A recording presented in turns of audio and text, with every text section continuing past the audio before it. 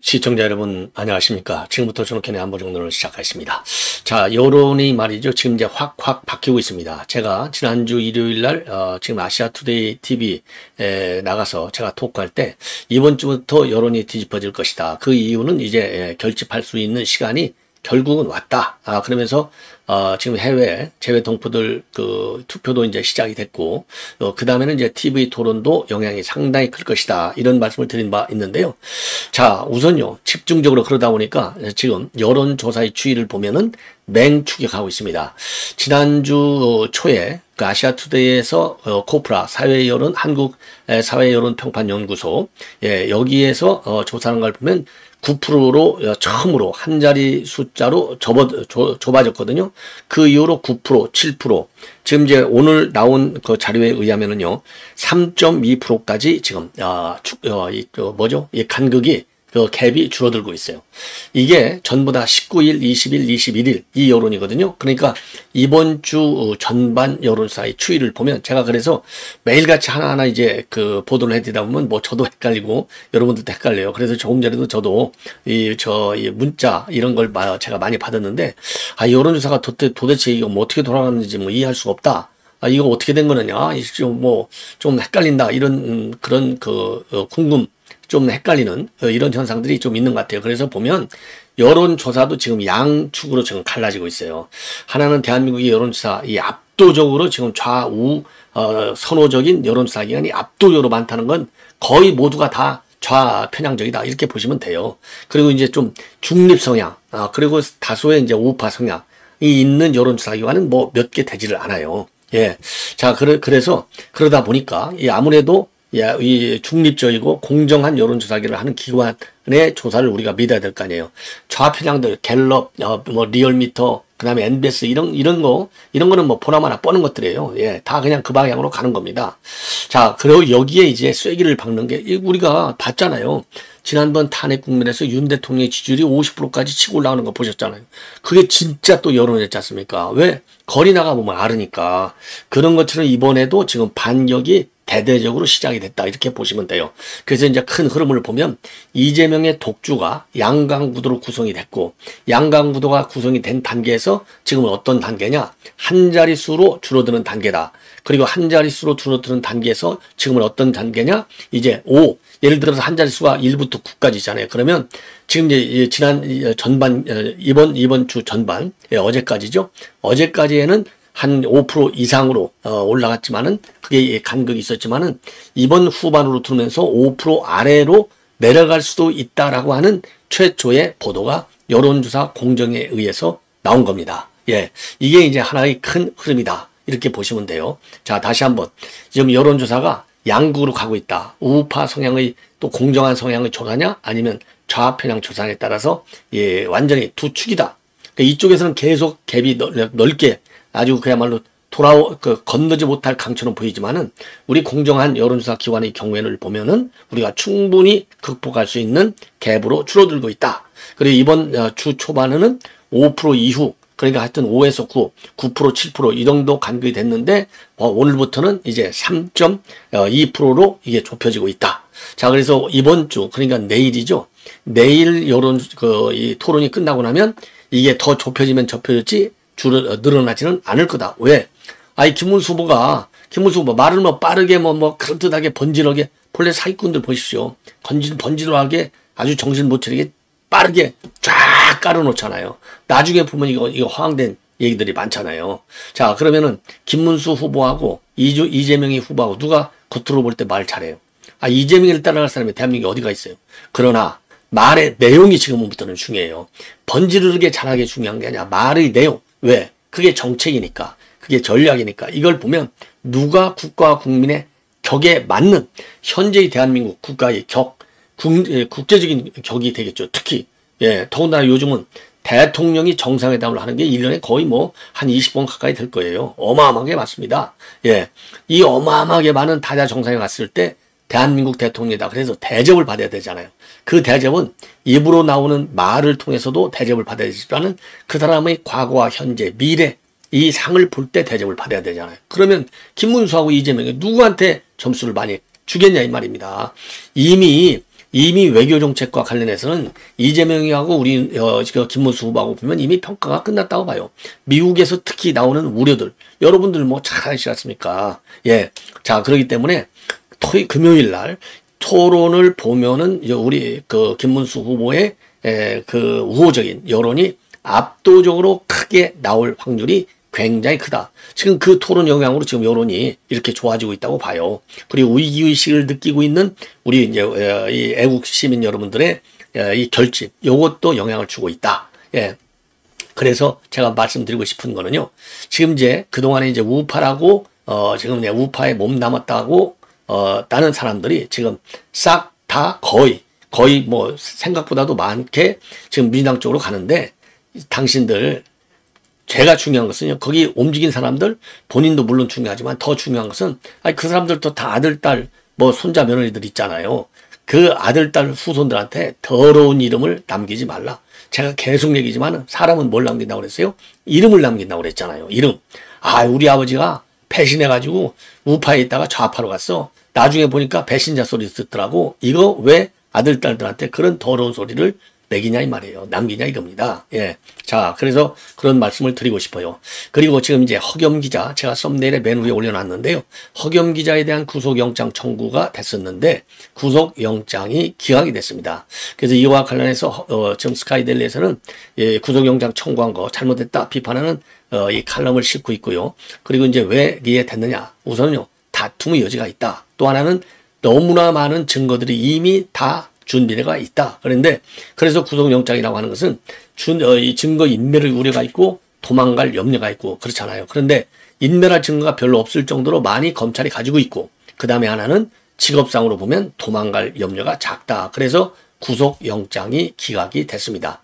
그리고 이제 다툼의 여지가 있다는 부분이 과연 어떤 부분인지 요거를 우리가 또 이제 법률적으로 이거를 우리가 좀 더 지켜봐야 되겠다. 그러니까 다툼의 여지가 있다고 하는 것은 검찰의 소명이 부족하다는 얘기죠. 예. 그래서 요 내용도 함께 여러분께 전해드리겠고요. 우선 맨 먼저 여론조사 공정의 그야말로 공정의 이름이 공정. 그래 공정할 수밖에 없죠. 이름서부터 공정이잖아요. 자, 이걸 보면은요. 이걸 보여드릴게요. 자, 이게 보면 45.1대 41.9입니다. 이게 그러니까 딱 3.2가 차이 나는 거죠. 그래서 근래 나온 조사 중에서 제일 근접한 여론조사가 되는 겁니다. 이게 3.2. 자, 그래서 이거를 좀 더 세부적으로 보면요. 권역별로 여러분께 보여드리면, 이거는, 우선요. 이게는 여론조사 공정은 19하고 20 이틀간 조사한 내용입니다. 서울 지역에서는 이재명이가 높아요. 43. 두 번째 39, 김문수. 그 다음에 서울에서 이준석이가 10.3. 그래서 서울에서는요, 우리가 한 4% 정도 차이가 난다. 그리고 인천 경기에서는 이재명이 안빠인데도 불구하고 45.9 대 42.4. 이게 불과 이제 한 3.5 작게 차이가 나지 않고요. 그 다음에 충청권에서는요, 충청도, 여러분들 충청도 양반, 이거 우파, 이거 점잖하게 우파로 가야죠. 충청도 분발하셔야 되겠습니다. 51.8 대 32.6. 이게 거의 뭐 20%, 19% 차이가 나네요. 많이 나네. 충청도 좀 우리 우파 애국 시민 세력 여러분들께서 김문수 후보 지지를 갖다가 보다 더 적극적으로 주변에 설파할 필요가 있다. 이렇게 말씀을 드리고 싶고요. 그 다음에 광주 전남부 이걸 보면 64.0에서 24.7입니다. 뭐 광주에서요. 지금 이제 여기서 이제 큰 차이가 나는데 40% 차이가 나는데 광주에서 64% 정도 보면요. 그러니까 50% 후반에서 한 60% 중후반 정도가 이재명의 지지예요. 이거는 전통적 민주당 지지층을 제대로 끌어들이지 못하고 있는 반증이지 이게 뭐 민주당이 지금 이재명이가 광주에서 전라도에서 많이 지지를 받고 있다. 많이 받고 있다. 이렇게 평가하기는 좀 이르다. 아직도 지금 민주당 지지자들의 이탈이 상당하구나. 그러니까 우리 김문수 후보가 무려 24.7%의 지지를 확보하고 있는 것 아니겠습니까? 이거는요, 김문수 후보가 이미 경기도지사 할 때부터 한 해도 빠지지 않고 5.18 묘역을 갔다는 거 아니에요. 이런 것도 상당한 기본기, 예, 이 우리 김문수 후보의 기본적인 지지 기반이 살아있다라고 하는 것을 우리가 엿볼 수 있는 대목이고요. 그리고 이제 TK에서 57.3 대 32.5 여기도 좀 우리 TK 쪽에 있는 우파 우리 국민 여러분들께서 좀 더 노력을 해야 될 것이 아니냐. TK에서 우리 김문수 후보의 지지가 조금은 생각보다 약하다. 분발하자 이렇게 돼 있고요. TK에서 아무리 이재명이가 안동이지만은 이게 32.5 너무 높아요. 그래서 TK 우리 애국 시민 세력 여러분들의 분발이 요청이 된다. 이렇게 말씀드리고 싶어요. 그리고 부울경에서 마찬가지입니다. 52.8 대 35.3. 예, 부울경에서도 좀 우리가 분발해야 될 필요가 있을 것 같고요. 강원 제주 52.0 대 40.3이 되겠습니다. 자, 그리고 이제 연령별로 볼게요. 연령별. 이걸 보면은요. 지금 20대에서는 이재명이 높습니다. 그런데 우리 김문수 후보도 굉장히 지금 치고 올라가고 있어요. 33.1 대 35.7. 여기에서 우리가 주목해야 될 부분이 바로 이준석 24.0입니다. 이걸 보시면 우리가 여기에서 뭐 전반적으로 달이나 어떻게 좋아요, 나빠요 물어보면 좋다는 의견하고 나쁘다는 의견이 조금 팽팽한 편이에요. 그리고 여론조사 기관에 따라서 어디서는 좀 역풍이 부는 면도 없지 않아 있는데 요것만 보더라도 예, 이거 그러니까 아까 그 이제 숲에서 본 거고요. 나무 20대 나무를 보고 30대 나무를 보자 이거죠. 20대에서 무려 24%나 차지해요. 그럼 이 두 개를 합치면 57%잖아요. 그러면 우리가 22%를 20대에서 앞설 수 있다. 예, 이론적으로 본다면 이거 굉장히 중요한 변수로 우리가 생각해야 될 것이 아니냐 이렇게 생각이 들고 그리고 30대가 42.6 대 35.8 대 16 여기도 30대도 이제 이준석의 팬덤이 상당하다. 40대도 가면 이제 이준석 팬덤 없어요. 왜냐면 40대 50대는 이건 뭐 완전히 저 이재명 그 무대니까 58.8 대 32.9 55대 36.7 예, 40대, 50대. 그리고 이제 60대, 70대도 이준석이, 그러니까 이준석의 기본 팬덤은 20대, 30대밖에 없어요. 예, 60대도 우리가 58, 35.4, 60대, 그리고 70대도 54.9 대 39.9. 이걸 보면 이제 우리가 이제 60대, 70대 어르신들이 되게 조사 오면 나 조사 안 할래. 딱 이런 것도 영향이 있어요. 자, 그래서 지금부터는 조사에 적극적으로 응하셔야 됩니다. 예, 응하셔야 돼요. 자, 이게 지금 제일 따끈따끈한 아주 가장 지금 방금 나온 여론조사 결과가 되겠습니다. 자, 다시 한번 여론조사 공정이요. 45.1 대 41.9. 요게 제일 중요해요. 예, 제일. 그러니까 3%대로 줄어들었다는 거. 예. 자, 그리고 이제 이거는 이제 연령별로, 지금 예, 여러분께 말씀을 드린 거고, 요거는 지역별로 제가 이제 보도를 해 드린 거가 되겠습니다. 자, 그래서 지금 최근에 나온 여론조사들, 제가 볼 때요, 리얼미터에서 지금 방금 전에 나왔는데요, 리얼미터 여론조사에서도, 우리, 지금 굉장히 좁아지고 있습니다. 리얼미터 여론조사에서도 굉장히 좁아지고 있다. 자, 그래서 이거를 보면요, 리얼미터 여론조사를 보면, 지금요, 이재명이가 48.1, 김문수가 38.6, 이준석이가 9.5, 그래서 여기서도 한 자릿수 9.5% 차이로 줄어들고 있어요. 리얼미터는 좌편향 성향이 강한 데 아닙니까? 그리고 리얼미터 여론조사는 20일하고 21일 요 두 날짜에 거쳐서 이루어진 결과입니다. 이게 가장 이거하고 조금 전에 말씀드린 여론조사 공정 요게 제일 따끈따끈한 여론조사가 되겠고요. 그 다음에 이제 제가 지금 처음으로 여러분께 소개해드리는 게 KPI. 지금 어젯밤 심야에도 제가 말씀드렸죠. 이재명이는 지금 빠지고 있어요. 이 도표 보시면 아시죠? 54.3 대 53.0. 그러다가 40.6으로 줄어들었습니다. 그리고 김문수 후보는 33.5, 41.0, 44.4가 됩니다. 요게 이렇게 KPI가 19일, 20일 이틀간 조사한 게 되겠습니다. 자, 이것만 봐더라도 우리가 이제 확실하게 좋아지고 있는 근거가 되는 것이고요. 그리고 아시아투데이에서 조사한 것도 참고적으로 이게 세 번째. 네. 이게 이제 결국 총 4개째가 되겠는데 46대 41, 5% 줄어들었잖아요. 그리고 이준석이가 10이잖아요. 이 두 개를 합치면 51. 자, 이게 이제 추지도를 보십시오. 이재명은 빠지잖아요. 50에서 시작하고 쭉 빠지는 추세고, 그리고 김문수는 올라가는 추세고, 그리고 이준석이도 살짝 올라가는 추세. 예. 그러니까, 보면, 이재명이만 빠지고, 김문수와 이준석이가 올라가는 거예요. 그러니까 보수가 지금 올라가는데 분열돼서 올라가는 거죠. 예, 이 추세. 그러니까 이 이재명에 대한 실망 매물인 거예요. 이게 실망 매물. 자, 그 다음에 요게 이제 단일화 시에는 누가 좋냐? 이거 압도적으로요. 이재명이 붙으면 누가 4%밖에 차이가 나지 않아요. 이건 오차 범위 내가 되는 겁니다. 자, 그리고 여기 이제 보시면요. 여기를 보시면 이제 비호감도 이거 굉장히 중요하죠. 이재명이 싫어. 이게 49예요. 우리 김문수 싫어. 이거는 35밖에 안 돼요. 무려 14%. 아, 호감도 제가요. 비호감도 이거 이재명 한 90 되고 그다음에 김문수 비호감도 이재명 90 되고 김문수는 그저 많아야 한 20%? 10%? 아니 김문수 흠잡을 거 있으면 좀 한번 얘기해봐요. 없잖아요. 김문수 흠잡을 게. 이 정당 지지도도 지금 우리 국민의힘은 32, 민주당은 39. 요게 이제 아투 결과가 되는 겁니다. 그래서 전반적으로 다시 한번 말씀을 드리면 지금 방금 나온 여론조사 공정은 45대 41.9.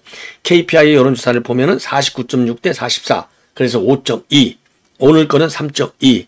그리고 리얼미터는 지금 9.5. 리얼미터는 본래 막 두 자리 숫자 어마어마하게 차이 났잖아요. 이게 한 자릿수로 주는 겁니다. 그 다음에 아시아투데이는 지금 5% 차이. 그래서 요 네 개, 리얼미터 아투, 그 아투는 이제 코프라, 한국사회여론평판연구소, 그 다음에 공정, KPI, 요 네 군데 여론조사를 비교해보면 현격하게 좋아지고 있구나. 그래서 우리가 열심히 싸우면 이길 수 있다. 이 길이 보이고, 잘만 하면 금주 후반 또는 내주 초반이 되면 이제는 뭐 시간이 없지 않습니까? 일주일밖에. 내주 초반이 되면은 골든 크로스도 내다볼 수 있는 것이 아니냐.